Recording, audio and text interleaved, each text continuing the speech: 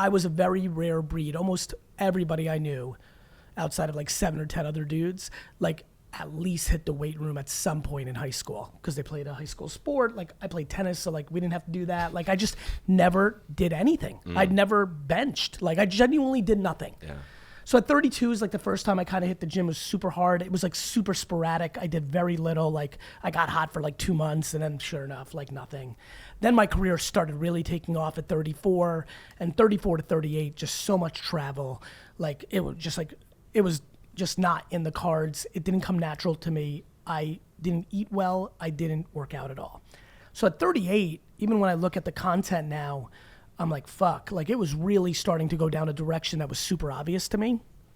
Even though my grandfather on my mom's side, who I'm more similar to, passed young, I got to see, even though there was not a lot of photos of him in Russia, I got to see like, and look, he had a very tough life. He'd spent 10 years in jail around anti-Semitism in Eastern Europe. But like, even with all that said, the body type, and then my uncle, my mom's brother, who I think I have more body type similarities to, he, on the other hand, has really taken care of himself. And like Uncle Joseph at like 72 looks like looks great. I'm like, wait a minute, like that makes more sense for me to go down that path. So I just started having realizations that this isn't good. Like just a very logical, practical convo like you're having right now of like, I'm not prioritizing this. This does not come natural to me. Oh my God, I'm giving really good advice to people about business that's based on like very basic principles. And I can't take that in health and wellness. Like get in the gym and eat properly and like good things will happen. And so I kind of started selling myself on this, put out a Facebook fan page post of like, I need someone. This guy, John won, he worked me out for a while. That was an okay run at like 35, 36, 37. Like I almost got there. I got in the gym a little bit more. He was a fun character. He had like a business and like, so it was like fun for me a little bit to talk to him. It was like almost like I was consulting while I was working out. It was fun.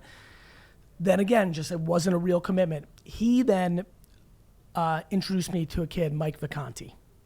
Mike, who has stuck, and more people know that are in my world, he was my trainer for 6 months, and I worked out like 6 times in 6 months. I canceled like 47 times, like, and so. Why? Because I just wasn't, you know, and you know this, either you're in or you're out. There is no half pregnant. No. Not on business, not on health and wellness, not on anything. Like you're just either in or you're out. It's just binary. And so I was half, like I was trying, but it came so not natural. I didn't like it. 6 months later, after like lollygagging with him for a couple months and then not talking to him for 3 months, I called him. And I said, Mike, on my 40th birthday, I was on a plane. I told him a story. I was on a plane. I remember it like yesterday. I'm literally in the first row because I remember the feet didn't have, right? Head on the thing, tired, flew into Dallas, flying back, you know? And I'm just like, on my 40th birthday, I'm going for it. I'm 38 and a half. I'm talking like 7. At 38 and a half. And I'm going to spend the next year and a half getting myself mentally in to commit to this thing.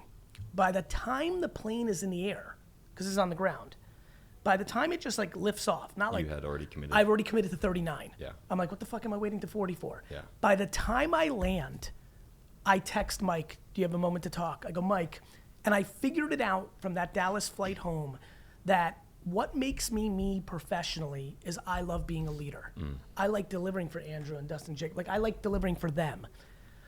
What was making me not win health and wellness was I'm not good challenging myself for myself, doing it for myself.